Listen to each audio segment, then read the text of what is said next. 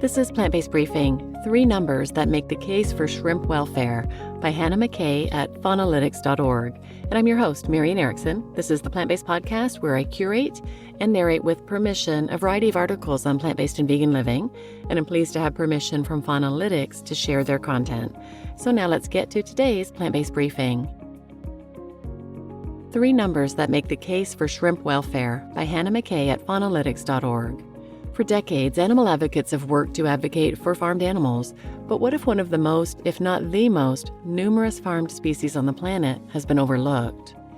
Rethink Priorities has been exploring whether farmed shrimp suffer and how to estimate the scale of their negative experiences so that advocates can better understand their experiences relative to other farmed species. Animal advocates often have to prioritize how to allocate resources to different species. The number of animals raised per year can act as a first-pass proxy for the species most in need of our help. Our estimates suggest that approximately 440 billion farmed shrimp are slaughtered for human consumption annually. This is more than any other farmed taxa, save for insects. This alone paints an almost incomprehensible picture of an urgent need to take a closer look at shrimp welfare, but until recently, very little attention has been given to these animals. This may be because it is hard to appreciate the scale of the issues or for other reasons. Perhaps shrimp have good lives on farms. A deep dive into the scientific and industry literature gives some clues about the conditions they're raised in and the kind of experiences they may have. We identified 18 potential welfare threats linked here that farmed shrimp may face, from poor environmental conditions and health to behavioral restriction. As we learned more about their lives on farms, 3 numbers stood out as important reasons to help farmed shrimp: the scale of shrimp farming, the mortality rates, and the level of pain they experience. Note, the terms shrimp and prawn are often used interchangeably. The 2 terms do not reliably track any phylogenetic differences between species. Here, we only use the term shrimp, covering both shrimp and prawns. Note that members of the family Artemidae are commonly referred to as brine shrimp, but are not decapods, so they are not included in our estimations here. Around 230 billion shrimp are alive on farms at any one time. If we are to understand not just the scale of shrimp production, but the scale of shrimp suffering, we must look beyond slaughter statistics, which are linked here. Slaughter figures miss important aspects like the length of time shrimp spend on farms and the individuals who die before reaching slaughter age. A step in the right direction is to look at the number of individuals alive on farms at any given moment. This metric better indicates the time shrimp spend on farms and how much opportunity there is for suffering at any given moment. We found that around 230 billion shrimp are alive on farms at any given moment, more than any other farmed taxa. This means that more shrimp could be experiencing welfare challenges at any moment than farmed insects, despite more insects being raised each year. In comparison to the 230 billion shrimp alive on farms at any given moment, there are 102.8 billion farmed fishes, 85 billion farmed insects, and 33.1 billion farmed chickens. The shrimp farming industry has continued to grow since we analyzed the 2020 data. In particular, shrimp farms are getting more intensive over time, meaning they use higher stocking densities and raise increasingly large numbers of shrimp. We used data for 2020 from the Food and Agricultural Organization of the United Nations about the tons of shrimp produced, which we then converted to numbers of individuals. This conversion requires estimations of shrimp body size, which varies drastically between species and between individuals of the same species.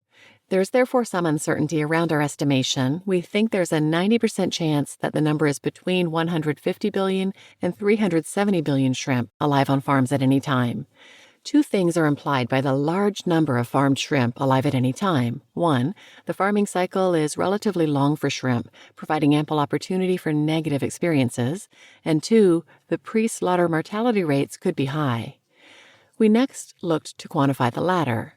Half of shrimp die before reaching slaughter age. We estimated the pre-slaughter mortality rate of the 3 most farmed shrimp taxa at all life stages. Here's what we found. It was typical to see pre-slaughter mortality rate estimates from the literature and industry sources of around 50%. That equates to about 1.2 billion shrimp deaths per day. Such high cumulative mortality rates show that the scale of shrimp farming is even higher than originally suggested. Though approximately 440 billion shrimp are slaughtered each year, a mortality rate of 50% means nearly double this are raised on farms annually. Death rates vary between species. Across species, most deaths happen in the larval stage. Some of these deaths may occur from an innately mediated fragility of larval shrimp, as is often typical of species that have evolved to have a large number of offspring. Shrimp can spawn hundreds of thousands of eggs at any time, resulting in the majority of them dying before adulthood. Farming environments would need to be tightly monitored and controlled to prevent this type of larval mortality. Deaths in the other stages of life may more likely result from common threats to welfare. For example, diseases and water quality issues seem prevalent in farming environments. Given that animals can experience pain that does not cause mortality, pre-slaughter death rates only give us a minimum duration of adverse experiences. It is possible that shrimp experience prolonged suffering before their deaths. To understand the full extent of their negative welfare, we had to quantify both the lethal and sublethal pains they face. Shrimp likely experience hundreds of hours of pain from a myriad of welfare threats.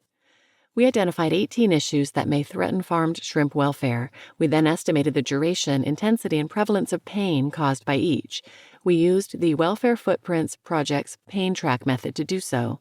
This means pain intensity was measured in the categories excruciating, disabling, hurtful, or annoying. Annoying pain is aversive, but generally doesn't disrupt an animal's daily life, while excruciating pain is intolerable and usually represents imminent death.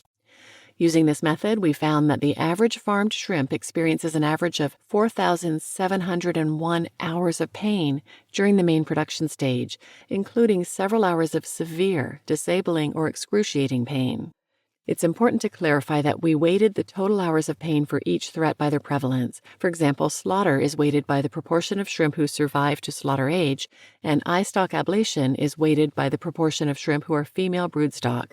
Additionally, welfare threats could happen simultaneously, but they're counted separately here. The threats causing the longest duration of pain tend to have lower pain intensity. For example, high stock density causes the most hours of pain to the average shrimp, but over 3/4 of pain comes from the annoying category. Conversely, ice slurry slaughter and eye stalk ablation rank lower because they cause fewer hours of pain to fewer shrimp, but the pain they cause is higher intensity.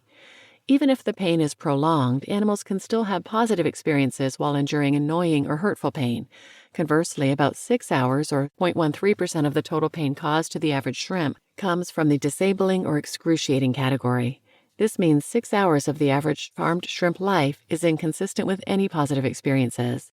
Our uncertainty is vast, however. We think the total could be 4,701 hours of pain, but it could also be as low as 803 hours or as high as 7,403 hours.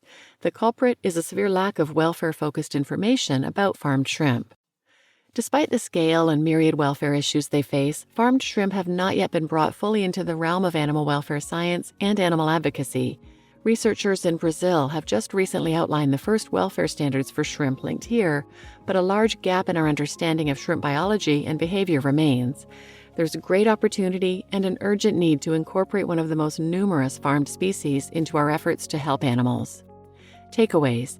Our research suggests that the scale of shrimp farming is large, the welfare threats they may face are varied, and the pain they experience could be very prolonged.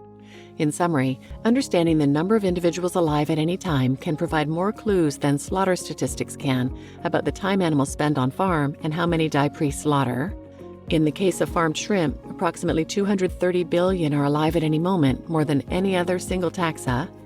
Our estimates suggest that the average farmed shrimp may experience around 4,701 hours of pain during the main production stage. 6 of these hours are likely severe pain. And these pain estimates are quite uncertain, owing to a deficiency of welfare-focused shrimp research. You just listened to 3 numbers that make the case for shrimp welfare by Hannah McKay at faunalytics.org, and I'm your host, Marian Erickson. A note about the author: Hannah McKay is a zoology student currently completing her final year of undergraduate study. She's just beginning her animal advocacy career and is hoping to continue to study and research important animal welfare issues. Love her for doing this. And I will link some other episodes in the show notes related to aquaculture or fish farming. It's horrific. One of the investigators from Animal Outlook mentioned that the aquaculture investigation she did was one of the most horrifying. And she'd been to dairy farms, she'd been to all kinds of investigations. And one other note, my sister, who is also vegan, had pointed out that when people would bring a shrimp ring to a party, all she could see was the tons of little individuals that were killed for that little wee snack. And I had never made that connection before, but it's so true. So feel free to check out these related episodes I'll link in the show notes, including 520, This Is Where Your Caviar Comes From, 514, The World's First Octopus Farm Will Have a Cannibalism Problem, and 356, The Hidden Toll of Factory Farming. So please share this episode with anyone who might benefit, and thanks for listening.